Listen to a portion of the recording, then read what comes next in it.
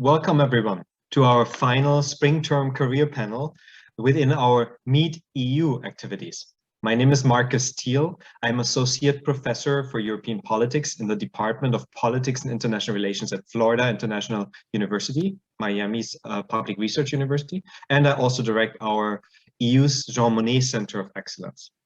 As part of a European Union grant that we received together with the University of Pittsburgh and the University of North Carolina, Chapel Hill, we are holding regular career panels, so 2 per semester. And this is our final one for the spring, but we have 2 more in the fall coming up. And so there we host alums, European diplomats, European CSO, business chamber representatives, and other nonprofit leaders, focusing on a variety of career paths in Europe at the European Union institutions and so on, as well as the skill needed for those. After having previously employers on here, career experts like our esteemed moderator, Ms. Orban here, we figured we assemble this time actual former student interns and employees to share their experience and viewpoints regarding such a career.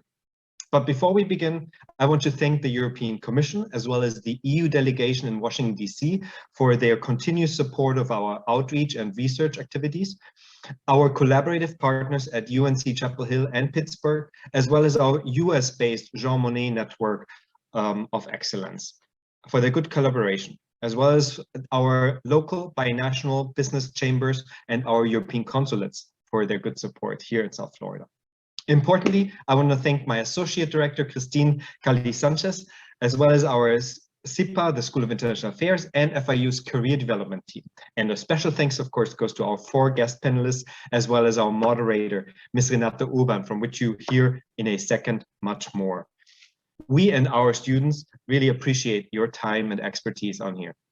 But before I introduce Ms. Urban, our agenda for the next about 40-75 minutes is that we ask each panelist to detail a little bit more about their positions, what opportunities exist, their impressions on the job, and what they recommend maybe in preparation if you wanted to go down that career route. After the presentations, there will be, I think, around 25 to 30 minutes of question and answers. And so we welcome your questions as you have them throughout the presentations. You don't have to wait till the end in the Q&A box that you find at the bottom of your Zoom screen. And then finally, one last thing at the end of the session, please, and you're going to be reminded, but please fill out our short evaluation survey linked to the final slide that you'll see at the end. But now let me introduce you to our moderator, Ms. Renata Urban, who will then introduce our speakers. Ms. Renata Urban is a German national and a US resident living in South Florida for over a decade. She has more than 25 years of working experience, working for global corporations such as, for example, Adidas, that many of you know, in HR training and development, public relations, marketing communication, and also as trainer, coach, consultant, working with executives, professionals, private individuals, businesses, training institutions, relocation firms, and universities such as ours. Renata has extensive international living and working experience. She has lived in Germany, the UK, Italy, United States, and she's worked in many countries across the globe. She is a native speaker of German and English, but also speaks Italian, French, and basic Spanish. Her multilingual ability and multicultural mindset allow her to adapt to her clients' needs and tailor the courses and the coaching services to their needs. She's an empathetic training professional and consultant who is passionate about languages and intercultural communication, helping clients achieve their goals and making a difference in people's lives. And she presented previously in one of these career panels here in a very good presentation about European career paths. So Ms. Urban is the founder of Urban Training and Services and a licensed partner of ICQ Global Desk. With that being said, thank you very much, everyone, for being here. Thank you for the audience, and it's all yours, Ms. Urban. Thank you very much, Marcus, for the lovely introduction. My absolute pleasure and honor to be here today and to introduce our panelists to you.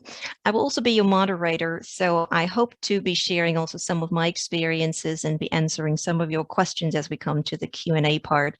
but the main focus is today on our 4 panelists. This is a special event, very dear to my heart, actually, since I grew up in Europe and I've lived and worked across Europe for many years before moving to the US. So this is a wonderful topic for me to guide you along and to, like I said, hopefully answer many of your questions myself or pass it on to the panelists. But without any further ado, I'd like to briefly introduce our panelists, and then each one of them will explain their experiences. They have made very different linguistic and cultural experiences, workplace-related differences they have noticed, and they will share all their impressions with us they have made. So our 4 panelists today are going to be Alex Alibrandi, Juan Debesa, Ian Schreiber Altamirano, I'm so sorry, Isabella Venturini, and we're going to start with Alex. So Alex Alibrandi, can we start with you? Can you tell us a bit about your background and the places where you have studied and worked abroad and some of the experiences you have made? Yes. Thank you, Ms. Renata Orban. Thank you, Dr. Thiel, for the introduction. It's a pleasure being here. I wanted to start my introduction with a little bit about my personal, educational, and professional background. So I'm originally from Italy, and I moved to Miami from Rome about 7 years ago. And in 2015, I began my studies at FIU, so I'm a proud FIU alumni, in international relations and political science, with a major focus on European and Eurasian studies. During my time at FIU, I also took part in an internship opportunity through the Washington Center, which is a program I highly recommend looking into. It's promoted by the School of International and Public Affairs, and for anyone who's interested in experiencing life in Washington, D.C. as a young professional, it's definitely highly recommended. This was, the internship took place at the U.S. Department of Commerce, specifically at the Office of Eastern Europe and Eurasia. So I have to say that having the certificate in European Studies on my curriculum definitely helped achieving this, this opportunity. During my time at FIU, I was also involved in the European Student Association, led by Miss Christine Calli. And here I served as a events coordinator and president for a couple of years. And it was a great opportunity for meeting prominent figures such as consuls, ambassadors, and other officials from different European countries. So I highly recommend getting involved with the European Student Association as well. In 2019, which was the year I graduated from FIU, I embarked on a new journey to Spain, specifically the nation's capital, Madrid. And this was a work opportunity through the Ministry of Education of the Spanish government. And the program is called North American Language and Culture Assistant Program. It's a little bit of a mouthful. And it's a great opportunity for anyone who is interested in experiencing life in Europe. It typically lasts about 9 months, so a school year. And it mainly consists of teaching English and preparing presentations about American culture to students anywhere from primary school all the way to the university level. So definitely look into that if you're interested in living in Spain. But I know that they have analogous programs in different European countries such as France and Italy. My time in Spain was great in Madrid. I love the fact that I had such a flexible schedule. It was a part-time job spread across 4 days per week. And this flexibility of my schedule allowed me to have a lot of time to travel, not only within Spain, but also across Europe. As you all know, the European Union is based on freedom of movement, especially in the Schengen area. So this is one of the great perks of living in Europe, I would say, the ability of having such proximity to different countries, different cultures. And yeah, I definitely recommend looking into, again, it's the North American Language and Culture Assistant Program. Well, that's very, very interesting, Alex, but I was wondering if somebody says, oh, I want to go there. This is fantastic. I want to experience that. You said it involves teaching English. So did you need any certificates? Did you need any specific skills or education to qualify for that? Not really, because I think the initiative that from the Spanish government is based on improving the level of English of Spanish students through native speakers. So really, all you need is being, you know, a citizen of or resident of an English-speaking country. So my colleagues were from mostly the United States, Canada, Australia, and other English-speaking countries. So you don't really need to prepare per se. So it's open for anyone. You just have to apply through the Spanish consulate. And from a legal perspective, it's really good because they assist you, they walk you through the visa application process to allow you to work and reside there for about 9 months. And you always have the option of renewing your status for up to 3 years, I believe, at a time. Yeah, no special preparation or certificates. Okay. And having witnessed an organization that you've worked with in Spain, and comparing it to the US here, you're employed here in the US now and pursuing your career here. What would you say are some major differences you have noticed in culture and behavior, maybe communication meetings, deadlines, other features of like tasks being assigned, and or something that really stood out to you as a difference?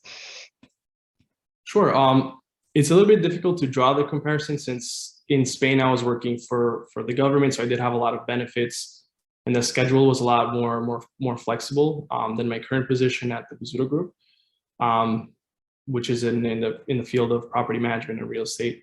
But definitely, I would say that in Europe, it's a little bit more laid back. They focus a lot more on the individual, so you have a lot more benefits, ranging from excellent healthcare.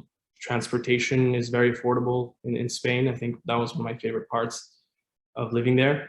Just to give you a practical example, with just 20 euros per month, you were able to have unlimited bus, metro, and train rides, which is something I heard of in any major US city. But yeah, definitely, I think here there's more, I don't know how to explain this, but it's the workload maybe is a little bit heavier in the US. While in Europe, they want you to have like a life and work balance, like a social life and work balance. So yeah. That's an interesting observation. And before we move on to our next panelist, is there one recommendation, something that you would urgently recommend to people if they wanted to go abroad, work or study abroad? Something you can recommend from your experience? Not necessarily, but to be better prepared once you do arrive, definitely do a lot of research on the country or city you plan on visiting. Try to understand what the cultural and societal differences are between your home country and the one you're visiting. I think that helped a lot. Definitely, I knew a little bit of Spanish, so that definitely helped getting well integrated and getting around Spain. Wonderful. Thank you very much, Alex. And everybody attending our event today, if you have any questions for Alex, we have a Q&A box. We have the chat. We will get to Q&As and answering questions from the Q&A section later. But if Alex has inspired you to ask some questions, please feel free to write them down already now. We'll get to them later, and you'll be able to ask him directly questions as well during the Q&A session. Thank you, Alex. Thank you. I'd now like to move on to our second panelist, Juan Debesa, and I'll let him introduce himself. That's the best thing to do. So could you also please tell us a little about your experiences working abroad, living abroad, and some of the internships and fellowships that you could inspire other students to take or to consider as they progress in their studies. Thank you, Juan. Thank you, Ms. Urban, for your introduction. And absolutely. So I study history and international relations alongside the European Studies certificate provided by FIU.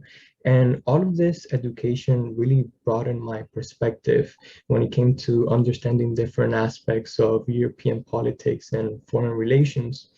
And I was able to see and experience firsthand how everything that I was learning in the classroom directly correlated to the collaborative efforts being instituted through the many outreach events the Monnet Center of Excellence held since I interned with them while I was a student at FIU. And experiencing also how the years of EU collaboration and integration have shaped the political landscape, the culture, and society in order to work collectively in some of our most pressing issues, such as climate change, security, and justice reform, was very rewarding and fulfilling for me. After I finished my internship with the Monnet Center and I um, was finishing my studies from FIU, I was able to secure an internship position with HACU, which is the Hispanic Association of Colleges and Universities. And I interned with the Library of Congress in the Internship and Fellowship Programs Division. And here my work consisted of liaising between the division that I worked for and the interns that were working in different departments throughout the library. And this really involved more than 20 interns. So there was, a broad number of individuals. I also helped draft communications, memos, reports, and monthly newsletters for both my division and the external interns. And I assisted in the planning, organization, and execution of more than 25 professional development and career sessions for the library interns. And these included everything from resume and interviewing workshops to division tours and networking activities. I helped formulate and draft the ideas for these events. I booked the event space. I drafted the communications between the guest speakers and the invitees, as well as our division. I set up the equipment, I greeted and escorted all of the individuals, and I followed up with any questions or concerns. And apart from those duties, I also had personal projects, which I worked alongside the supervision of my supervisor. And these included revising and updating the IFP division portal, which provides information on around 80 different volunteer, internship, and fellowship opportunities located in the Library of Congress. And this entailed communicating with different division managers to ensure that the information was correct in order to update the public-facing interface. I also created a revised alumni directory with updated information, which was placed in a central repository and which the program managers could draw upon to schedule activities and special events, and also use it for data analytics purposes. And I also began the process of scheduling a tour of the Geography and Maps division, which holds the largest cartographic collection in the world of maps and other related works. But unfortunately, COVID hit and that had to be canceled, but it was a great learning opportunity. And all of these amazing experiences really broadened my skills. And I was able to draw upon the skills that I first learned throughout my internship in the Monnet Center of Excellence to expand the work that I was doing at the Library of Congress. Yeah, doing an internship at the Library of Congress, that's a very sought after opportunity, I'm absolutely sure. And some of our listeners may say, how do you get in? What do you have to do? What qualifications, what skills do you need to bring? What would you recommend if somebody wanted to do an internship there as well? Yes, absolutely. So there's various skills that you need, such as communication, being adaptable and proactive. And I learned all of those skills through my internship at the Monnet Center of Excellence. And I know we're talking about differences, but there were actually a lot of similarities between working at the Monnet Center of Excellence and at the Library of Congress, since the industry involves outreach and education. And amongst these similarities, which made both organizations successful, one being a European organization and another being an American entity, were three key similarities, and these are communication, customer service, and protocol. And for any event, such as this one going on right now, there's a multitude of tasks and collaboration needed to take place. And this is why communication is so important. So working in an open environment is imperative. And that's exactly what I learned in both of my internships at the Monnet Center of Excellence and the Library of Congress. There was always an open line of communication. All the relevant stakeholders were provided with the detailed instructions that they needed. Everyone knew their specific duties as well as responsibilities. And this really allowed for enough flexibility to make modifications or changes if any unexpected or last minute occurrences happened. And it also served to maintain the integrity of the event. In regards to customer service, this really encompassed a broad understanding of the requirements needed for each event. For example, catering and coordinating with third-party vendors, answering questions, addressing concerns that all of the guests and invitees might have, ensuring that the flyers and invitations go out at the appropriate times, as well as the reminder emails, monitoring all of this information, and tailoring the guest experience to address any accommodations that they might need. And all of these aspects translate to effective customer service, which really facilitates the event, and it allows for maximum productivity and knowledge exchange. And the last point I want to touch, which I learned, was protocol. And protocol is very important. It ensures that event managers and assistants are paying attention to all of the applicable details to ensure the fluidity of the event. And it puts both the guests and the speakers at ease. And it allows for the relevancy of the topic to be taught and discussed and take precedent. Also, protocol is very important because it can be found anywhere. So ranging from large multinational corporations to governmental entities and even educational entities such as the Monnet Center of Excellence. So I was able to gain firsthand experience with protocol when we hosted international dignitaries, trade commissions here at the Monnet Center of Excellence, as well as other high official ambassadors, such as the ambassador to Poland, which visited when I was a student at FIU.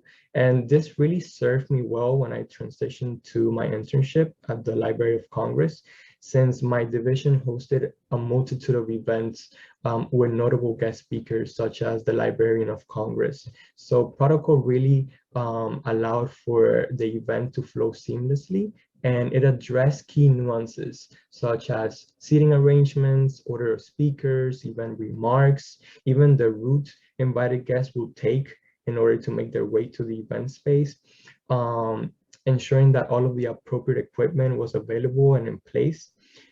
This really ensured that the visit and the event itself remained positive, remained productive, and was an overall success. And this goes to show that there is a multitude of transferable skills between different cultural and geographic entities, such as the Monnet Center of Excellence being a European and the Library of Congress being, an American governmental entity, which are relevant and are practiced in both places and are imperative that young professionals such as us in the panel and those in the audience refine and employ when they're navigating their internship and work environment. Well, I'm so glad you mentioned protocol, when it's such an important feature. And I always like to point that out to people going abroad, to look into protocol, which is do's and don'ts. and also Alex before mentioned, before you go to Spain or any other country, in a European country, do your due diligence, get some information about the country, the culture, the habits, how people behave and do things. So there's some basic things, and in protocol, as you've experienced it in your internships, has, like you said, to do with seating arrangements, greeting, these kind of procedures. So we have these do's and don'ts between cultures as well, but there are so many differences between how people do business, how they agree or disagree. There are more direct or indirect communication style, and we see differences even here in our own city where we live in our own country, because people can be very different. So looking into different communication styles and protocol is extremely important. So thank you very much for sharing these experiences, Juan. Absolutely. All right, so we want to move on to our next panelist. Let me introduce to you Ian Schreiber Altamirano.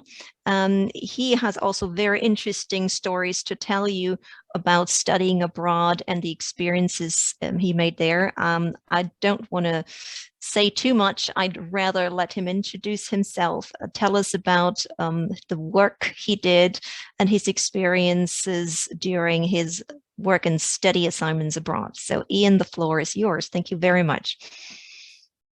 Thank you, Renata. And as she said, I am Ian Schreiber, and I did graduate from Florida International University in 2017. So thank you to some familiar faces and happy to see some new faces. I'm happy to speak with all of my Panthers and interested folks here. So thank you again for that. That being said, I really enjoyed my time at Florida International University, and studying abroad absolutely helped me get to where I am today. Just to start off, I did graduate in international relations, and I did have a minor in French and marketing. I did also pursue certificates in EU and Eurasian studies, as well as Latin American and Caribbean studies. During my sophomore year of Florida International University, I was able to study abroad in Paris for one entire academic year. It was my dream to go to France. I wanted to learn French and minored in it. Christine Kelly knows as well. I was very interested in learning as much as I could about France and preparing myself for the trip. So when I went over there, I would say I wasn't fluent in French, but I knew enough to order a coffee. Towards the end of it, I would say I was pretty fluent because I was taking all of my classes instructed in French. And the program that I used in conjunction with Florida International University was actually called MISEFA. And it was kind of the program or partner that would help students from FIU study abroad in Paris. Funny enough, when I finished my academic year in Paris, I ended up doing an internship with MISEFA for the summer, in which case I worked with many French and American people, and I learned a lot of the beautiful, interesting facts and differences between working with French and Americans in many different capacities, from students to professionals to professors and diplomats. So during my time at MISEFA, I actually did a scholarship ceremony, and I worked alongside the US Embassy in Paris, and we were able to present an award for a couple French students that were studying abroad in the United States. And that was a lot of fun, organizing the event, working with diplomats, working with MISEFA, and being able to see the joy in their face when you're able to help someone grant them a scholarship. That's always fun for everyone to see. During my time at MISEFA, I also helped update a couple things. I noticed a lot of things were pen and paper. One of the things I noticed in France compared to the United States, it was a little more traditional than I expected in terms of things being on pen and paper as opposed to being online. So I did help update some of those things and create a more online friendly version for them. And another thing I did at MISEFA was actually act as a tour guide in Paris, which is a lot of fun. I love Paris. It holds a very special place in my heart. During my time studying abroad there, I'm still friends with the people I worked with, the people I interned with, the people I studied with. Nothing but great things to say about my time in Paris. Upon my return back to Florida International University, at that point I was pretty fluent in French. I actually began an internship with the French Consulate General here in Miami, at which point I worked under the cultural attaché for about a year. And we promoted French culture generally throughout the entire Florida region and the Caribbean. We worked on climate change events, which I'm very passionate about. We got to invite local politicians in Miami-Dade County, invite fellow diplomats from other EU neighboring countries, and really talk about how climate change is happening in Miami and hopefully how we can mitigate that issue and try not to make it any worse than it already is. But definitely a lot of fun events, anything French and cultural that was happening in Miami. I was essentially part of the marketing team and would promote that to Florida International University, University of Miami, and many neighboring schools and organizations as well. During or after my time interning with the French Consulate General, I realized I love talking to people and I love traveling. So I pursued a career in American Airlines, where I started as a customer service representative. Right when you go to the airport and you check in, that would have been me. After I graduated, I decided I'd like to see how far I can take this, and I ended up working my way up towards management, at which point I was a manager for flight services or flight attendants based here at Miami. And after I learned everything I could about the operational aspect of American Airlines and working with people in person, I decided to pursue a career in account management. In which case they relocated me from Miami to San Francisco, as my background would suggest. And I worked with huge accounts. I had Fujitsu, I had Charles Schwab, and Adobe, just to name a few. And after that, unfortunately with COVID, traveling in the aviation industry was not necessarily the best industry to be in. So being in San Francisco, I did transition into the world of tech, where I was a consultant for a little bit, and have now ended up at DocuSign, which is where I'm currently working as a renewal manager. All of this is to say my experiences studying abroad, speaking to people of many different cultures, learning different languages, this has all contributed to me being who I am, being curious, not being afraid to ask questions, being open to learning new perspectives and different ways to go about different situations has all allowed me to land where I am today. That's wonderful. That's wonderful to hear, Ian. And a lot of people are probably wondering, can an internship or working abroad help me with my future career? I mean, you are living testimony to that. So what would you recommend that people do when they are thinking about an internship, or when they worry about maybe or maybe not going abroad? What would you tell them with your experience in mind? Absolutely go abroad if you can. If you have the opportunity, I highly recommend it. The people you're going to meet, the way that it's going to change your perspective on life. I mean, it's almost like popping your cultural bubble. You know, if you grew up in a certain location and you've never experienced another culture, you might not realize it until you do that. And popping that cultural bubble is really going to change the outcome of the rest of your life. I think it's just going to allow you to think about every situation you go about differently. And that's going to make you stand out against other candidates that perhaps haven't had the chance to study abroad. So if you can, I highly recommend it. And in addition to that, network, and do not be afraid to ask questions. Wonderful. And one last question before we move on. So having gone from the US to France, that's quite a bit of a cultural transition, even though you've studied French before and you were already familiar with the culture. But then going from Florida to California, because a lot of people say that's also a cultural transition. So how would you compare the two? I would actually say that the work-life balance in California resembles more of a European or French work-life balance in my personal experience. As mentioned before, the French or even most Europeans do enjoy a work-life balance. They promote the individual. They want you to be fully recharged when you come to work and have a life so that you can come back to work and put in your best. I find similarities between California in that sense as well.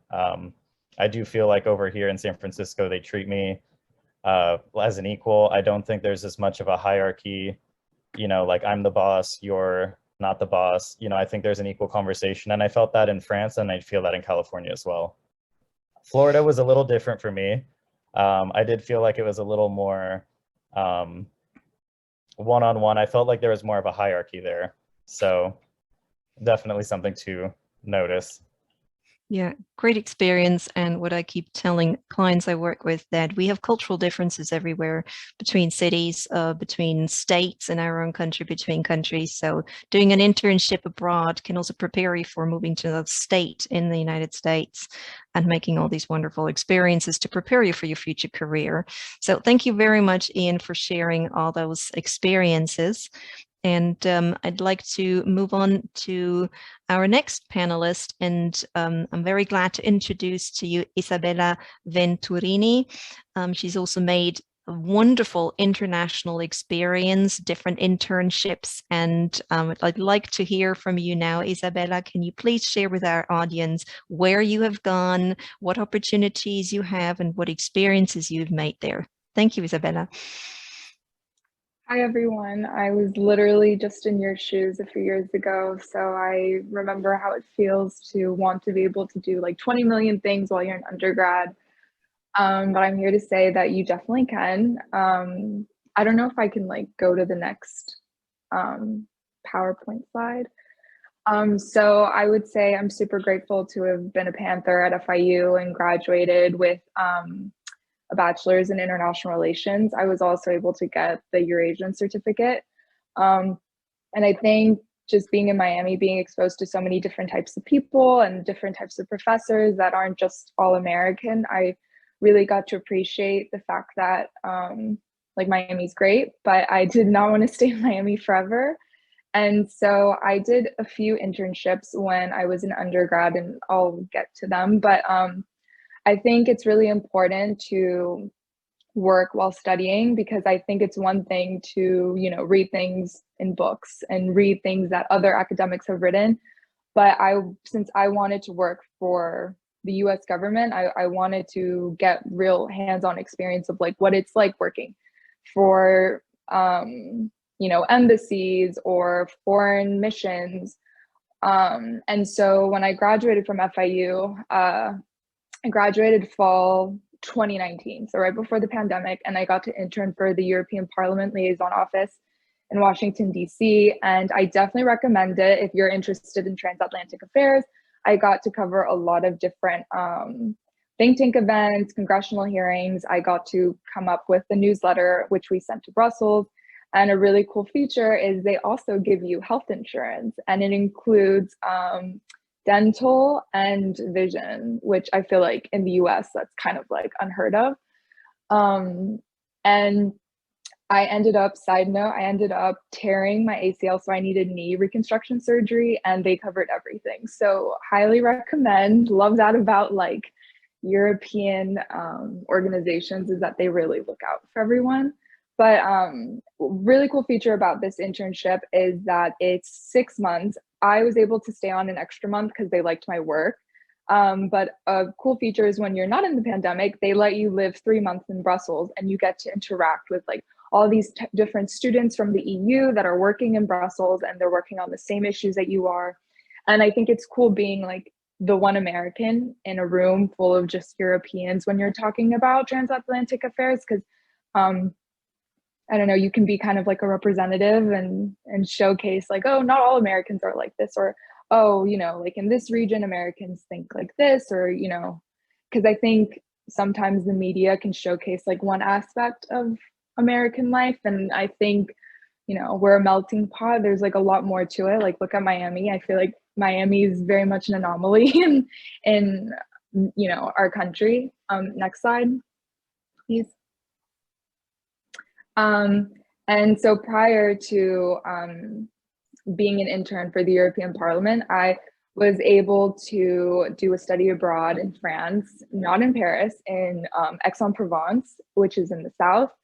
And it was really cool. FIU featured me. I did not expect that, so I made it, I guess.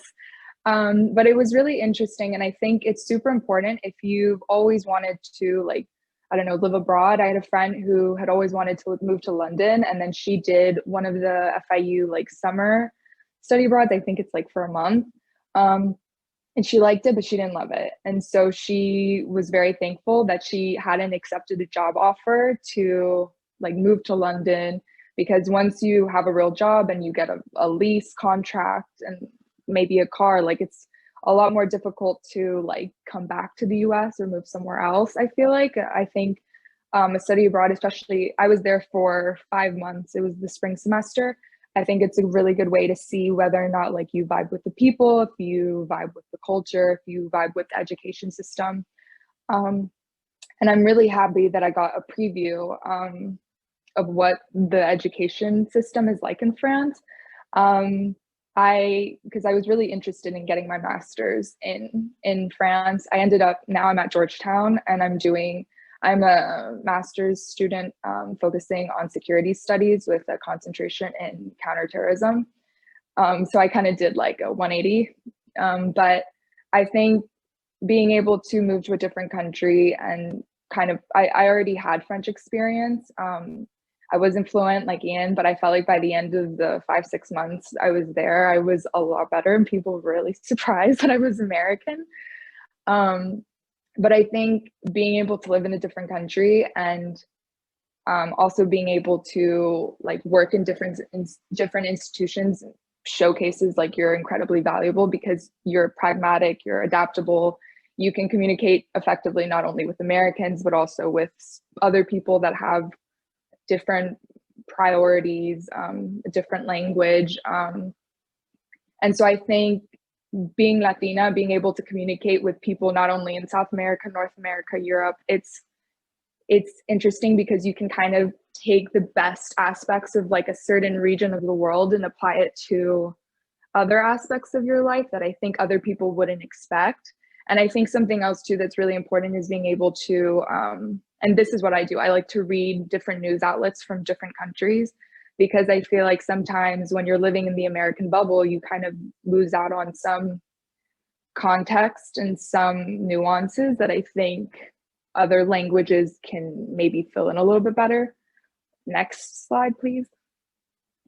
And then after I came back from my study abroad in France, I was able to intern for the Office of International Affairs at the Department of Justice.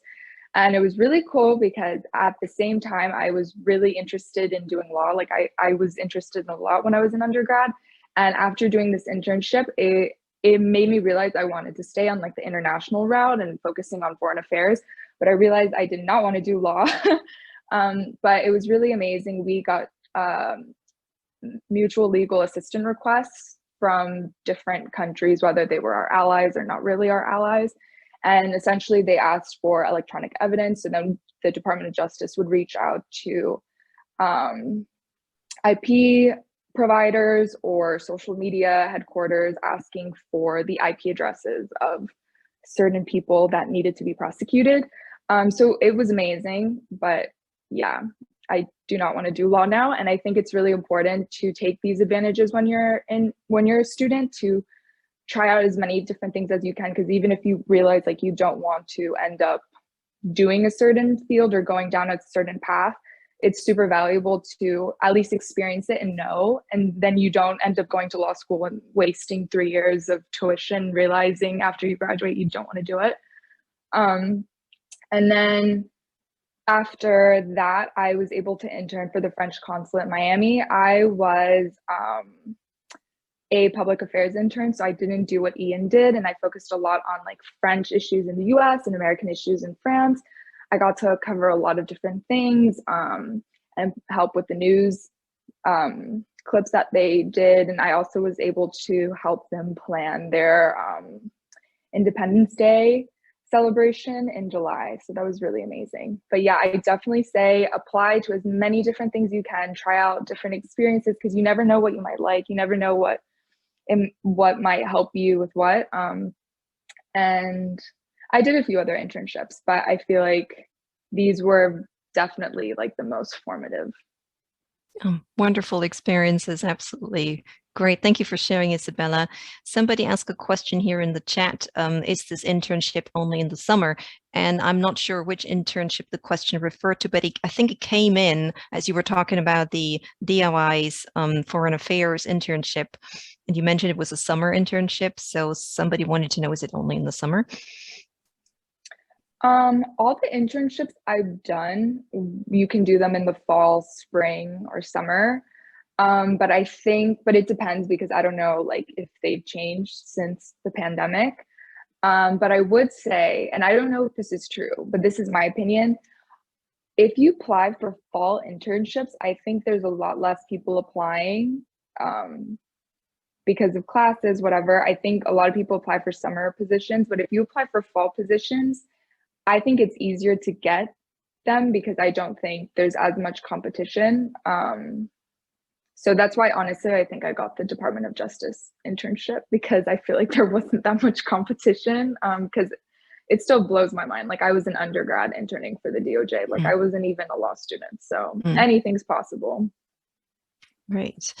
Yes, wonderful advice, especially about trying things out as you're still a student and then not making the mistake of accepting a job after graduating, moving to a country, and then you find out you don't like it. So use every opportunity that you're being offered as a student. You can make all these wonderful experiences. They'll set you up for your future career.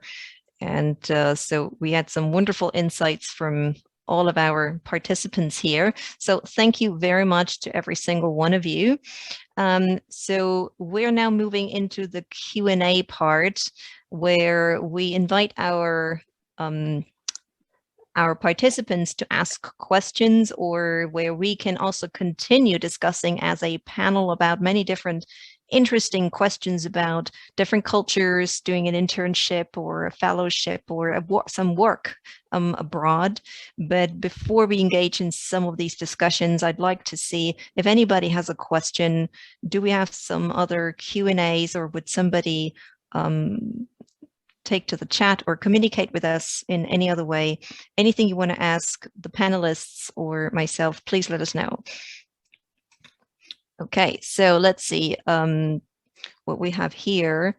And so we had a quick follow-up question, I think, about your internships, Isabella, and it says, is your internship the same as the internship of the person who did the marketing in France? I think you did two different things. Is it a different one? Yeah, it's 100% different. So I interned for the French consulate in Miami. So if you guys are all in Miami, you guys could do the same internship as I did. You just have to reach out to the consulate. But Ian did it with an organization, so I'll let him take over. So just to clarify, I did two internships. I did one in Paris with MISEFA, which is the study abroad organization that collaborates with a lot of universities in the United States and the US Embassy in France. And then when I came back to Miami, I did an internship at the French Consulate General as well, but on the cultural attaché side, not the side that Isabella worked in, but I did work with a lot of people that you worked with too. Oh yeah, you're right. I did public affairs, so it was like opposite side of the consulate. Yeah, we were on opposite side of the building. Great. Well, as you can see, it's the same organization, but you have many different opportunities. And so if you have access through FIU and through the Jean Monnet Center of Excellence to speak with these organizations, there might be plenty of opportunities, and you have to just see what is right for you. It doesn't mean that the same organization just has the one type of internship for you. So thanks for sharing that. We have another question here. It's generally to all panelists, so whoever feels like you can answer that. And the person says, when thinking back to your time as a graduating senior at FIU, is there anything that you would do differently in your efforts to establish your next steps in your academic or professional career, if given the chance? Does that speak to any of you? Yes, I can take that one. The recommendation I have for students will be, don't wait till you finish your degree or you're in your last semesters to start building those core professional skills. Start looking for those as soon as you either transfer to FIU or start at FIU. And also remember that you are in a world-class institution, so you have access to incredible resources and incredible opportunities at FIU. And that was my experience. I completed my internship with the Monnet Center of Excellence, and even though it's it encompasses a foreign aspect, I was still domestically placed. I was at home, and you guys can do the exact same thing. So don't wait and start looking for those opportunities at FIU. Speak with your professors, visit a department that you might be interested in interning and ask if they have a position available or if you can volunteer with them, and start building those connections. And those connections and networking will eventually lead to other opportunities. Yeah, I was gonna say networking is like so important, especially if you want to leave Miami. I wouldn't say I necessarily regret anything I did senior year, but something that could have definitely helped, even though I already had some contacts in DC, was just networking more. Like, you can never not network enough, honestly. And I think sometimes people get a little comfortable because of classes and this and that, but I feel like you never know. Like, networking is all about luck, and I feel like especially when it comes to like government positions, it's honestly about who you know. Like, when I interned on the Hill, the reason why I was able to intern on the Hill was because I knew someone who knew someone, and they could vouch for my like work ethic. And so yeah, definitely network, and always be nice to people, to the cafeteria lady, to the janitor, to the person at the front desk, because I feel like everyone talks. So it's important to treat everyone the way you would like to be treated. Great advice. Thank you very much. And it's a bit of a connected question we have from two people. The question is kind of related. They're asking about how to find those opportunities. Is there a particular portal that you use? Do you go through your university? Or how did you come about those opportunities? What did you have to do to find them? Who helped you with the search? And it's sometimes overwhelming, the opportunities, or where do I start? So would any of you have a recommendation for those students who are asking that? Yes, I can answer Dominique's question. Definitely, as Juan mentioned, there's plenty of resources offered by FIU. And my biggest recommendation is talk to your advisors, professors, anyone who had a big impact during your educational career, and see if they can guide you in the right direction based on your goals, experiences, and formation, definitely. And the opportunities will come. And attend plenty of events. So networking is definitely a big part of that. Being involved in an organization. In my case, I found out about the working in Spain opportunity through the European Student Association. So, feel free to explore all those networking opportunities. I would add, so it depends if you want to work for the government or move to DC, but FIU has a satellite campus in Washington, DC. And if you apply for their emails, they will send you literally once a week, like 30 opportunities about things that have to do with the government sector, nonprofit, or things abroad, internships, everything. And that was really helpful, just to kind of see what's out there. And I think kind of being exposed to like, okay, this is what is required for me to get this type of position, I think helps you kind of keep that in mind. So like your internships that you're applying for now will kind of help you like get the required experience for those jobs. And then I would say how I found a lot of my other internships, one through like professors, but two, there is a website called usajobs.gov, and I'll include that in the chat. Those are all like different internships that the government offers, and this includes like so many different agencies, so many different departments. So I found my Department of Justice internship on that website, and that's like the only like legit website that you can apply for stuff most of the time. But I would say if you literally just type in internship or intern, it'll pull up like hundreds, but you just have to keep checking, because the issue with government jobs is they'll close it after a certain amount of applicants. So if you're not like the first like 100 people to apply, it'll close, and then they'll just choose like the best candidate out of the 100 people that apply. So I think there's definitely summer positions. I don't know if they're already closed though, because it's April. Like you have to apply for the most part like a semester or two in advance, especially if it requires a clearance. You have to apply like a year in advance. So I'll type it in now just so like you guys kind of know what to do. Great, wonderful. That coincides with another question about what is still open for the summer. So if anybody still knows about opportunities for the summer, feel free to help out with this question here. Or would you know of any of the organizations you've did an internship with, whether they still might have something open for the summer? And in general, you can always contact Christine. She's the best source of information. And she'll be more than happy to help you with those choices and opportunities that are still open. But if any of our panelists has something to share, please feel free to do so. Yes, so I interned with HACU, the Hispanic Association of Colleges and Universities, and they hold internships in the summer, in the fall, and the spring.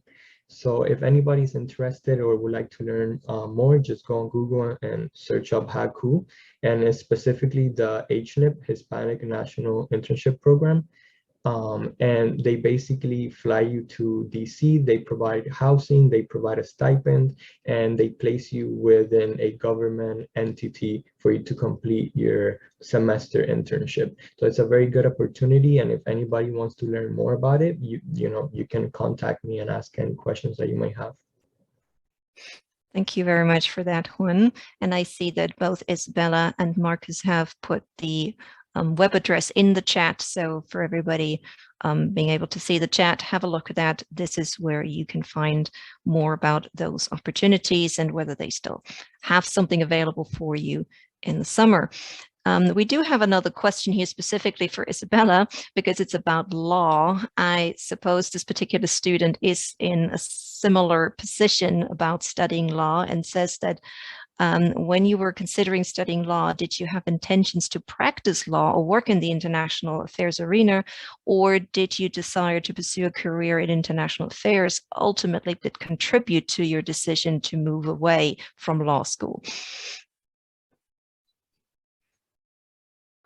So I thought I had always wanted to do law, and so I had taken at FIU a class on international law, which I thought was cool. I took intro to philosophy, intro to logic, and I got A's in all of them. So I was like, okay, I'm destined.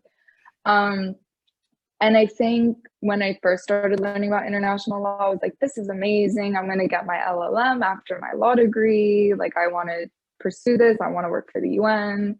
And then I kind of realized like I could do a lot more if I just worked for the US government and help craft policy and follow through with policy. And so like my end goal is still to do something with, we'll see, the DOJ or Department of State, but I think there's a lot of different routes, and I realized law wasn't my route to take. But I always kind of envisioned myself doing something international with law, but it just ended up not really working out. And sorry, I don't know if I answered it all.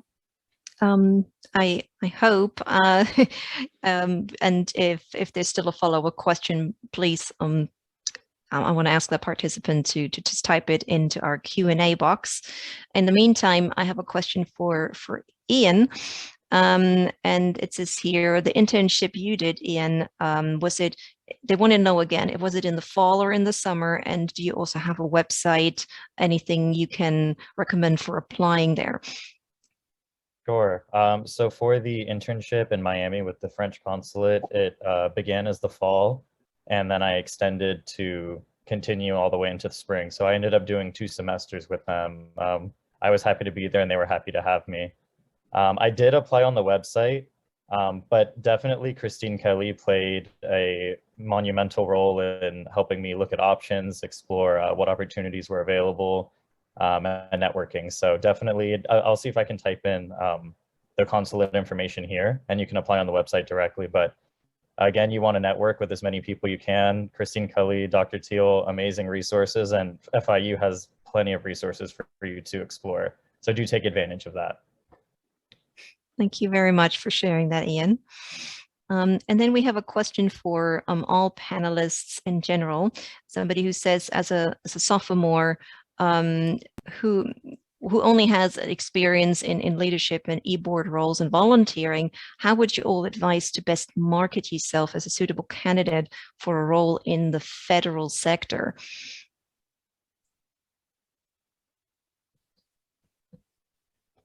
So that would apply to someone who has experience with the federal sector. So even if you're just a sophomore, how could you market yourself the best? I think I can answer that question since, first of all, those are all great experiences to have on your curriculum. I actually did my internship my sophomore year, so I think you would be in a similar situation. Definitely look into the Washington Center. They connect you with very high quality internships in all facets of the federal government and also in NGOs, private corporations. And I think living in DC and interning in DC definitely helps you, open those doors later on when you graduate. So yeah, put as many experiences on your resume, apply to many different jobs through the usjobs.gov website that Isabella shared. And yeah, I think those experiences are very valuable. So definitely include those. It'll help you go a long way.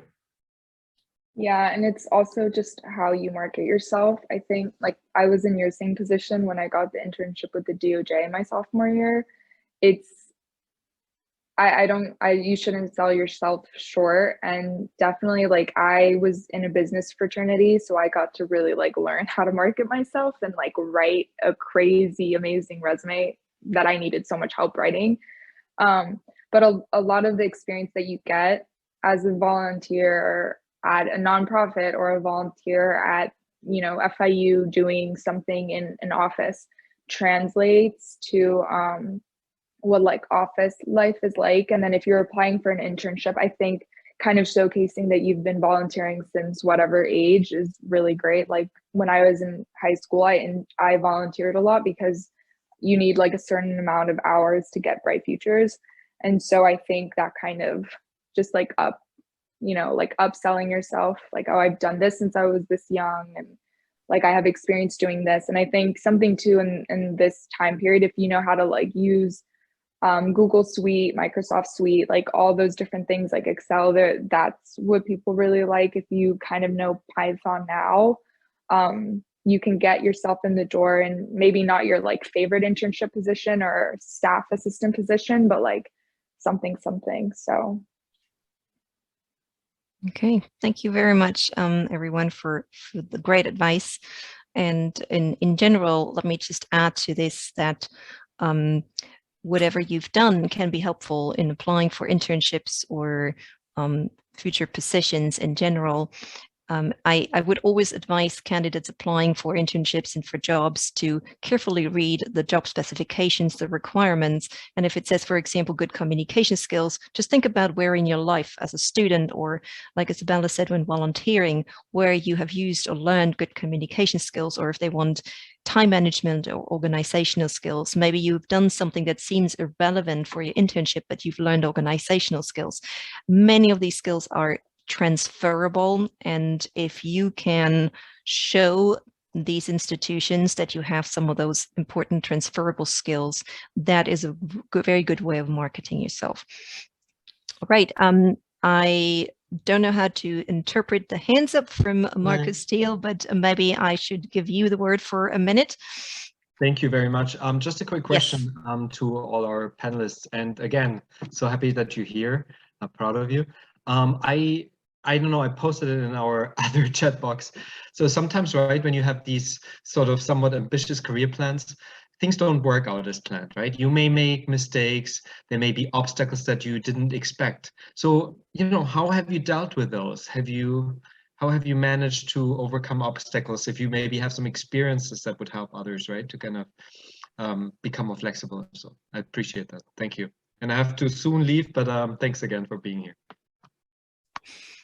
Thank you for all these valuable contributions. Yes, go ahead. Yes, I would just like to add that there's two things that really help, which are not being afraid to step out of your comfort zone, because that will just allow you to grow your skills and your personality, and it will expose you to a broad perspective when it comes to adaptability and confidence in yourself. And also be always flexible. The path that you might see for yourself, it might not be the path that presents itself. Therefore, by being open and flexible to changes, you are advancing your professional development and your career opportunities. And to this extent, I have always been interested in working for the State Department. I applied for 2 State Department fellowships and I didn't get them, but I didn't give up. I continued to look for opportunities, and I applied for another fellowship that I found, and I was able to be successful with that one, and that's the path that I'm currently in. So always believing in yourself, continuing to look for the opportunities, and building your skills will always help you out in the long run. Wonderful. Thank you very much for these recommendations. And to give our participants maybe a little more insight into what our panelists have experienced when doing an internship or working and living abroad, I have one final question to all of you, and feel free to answer any of you or multiple of you. Before you went, you probably had some expectations, you did some preparations. Can you maybe tell us a little story about what was expected and what really surprised you, and what our participants today can learn from that?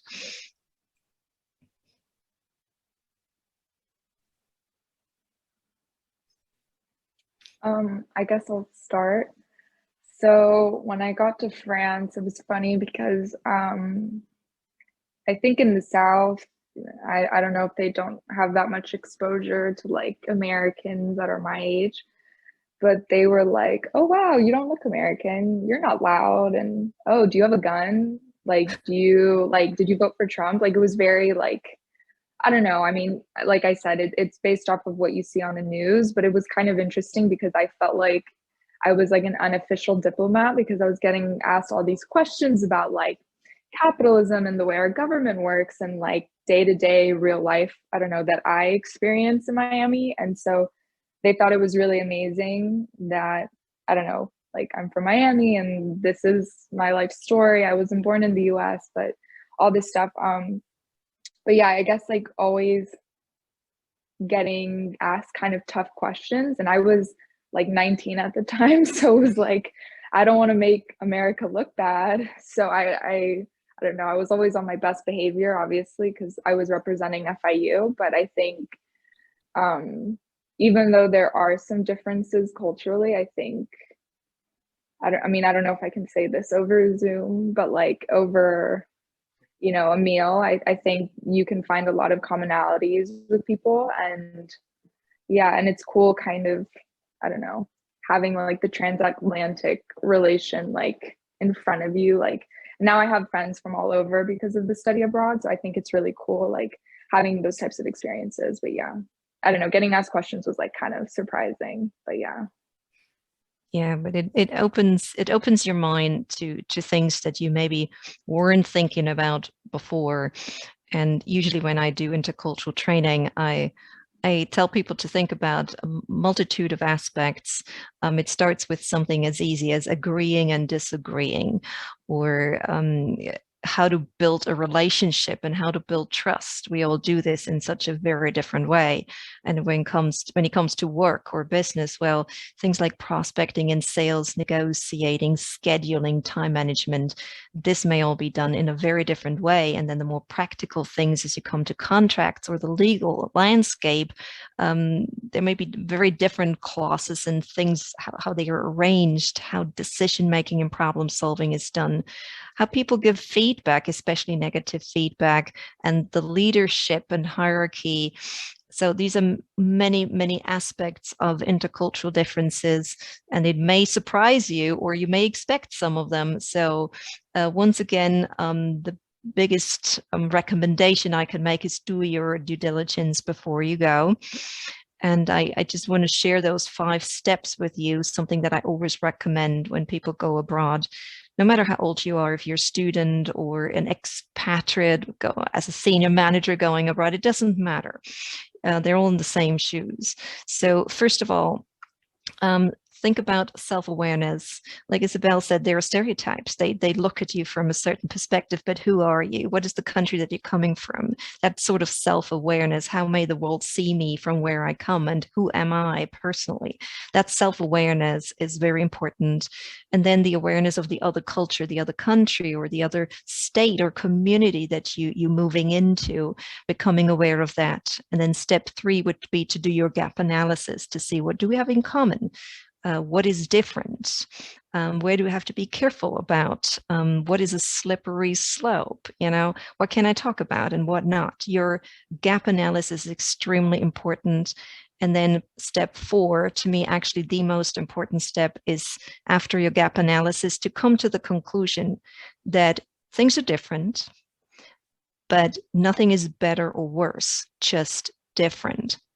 Coming to that conclusion can help you so much, and hopefully leads you to step 5, where you develop an understanding, a deep understanding, and hopefully an appreciation of the cultural differences, not just between countries and cultures, but between maybe cities and states and different communities you move into.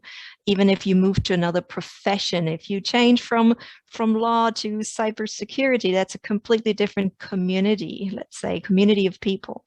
And that's a different culture too. So those 5 steps of self-awareness, awareness of the other culture or country, then your gap analysis, the awareness that things are different, not better or worse, just different. And finally, step 5, come to an understanding and appreciation of the differences and learn to expand your comfort zone and adjust. That is the best recommendation I can give you. So we're closing soon, just a few more minutes, and we have a couple of final slides to show. So your last chance basically to ask a question if you want to. Feel free to take to the chat or the Q&A box. This is your last chance. And I was just checking if something else here I can see, but I think this is it so far. Well, thank you for participating. I hope you found it very useful in your decision making, where you should go, where you should start, what you should do. Please do use the resources of FIU. Please do contact Christine Cayley and her team and her office. Please feel free to reach out to your fellow alumni, students. There's a huge support group for you, but don't miss out on the opportunity of doing something so fantastic as doing an internship away from home, maybe abroad. And please also go to the website you see on screen. There's a QR code or the website you can go to take a survey. We would appreciate if you could do that for us. If you liked the event today, let us know. And if you need to reach out to us, please do. And we still have 1 or 2 minutes. So final words from any of our participants, final words to our fellow students. The floor is yours if you want to.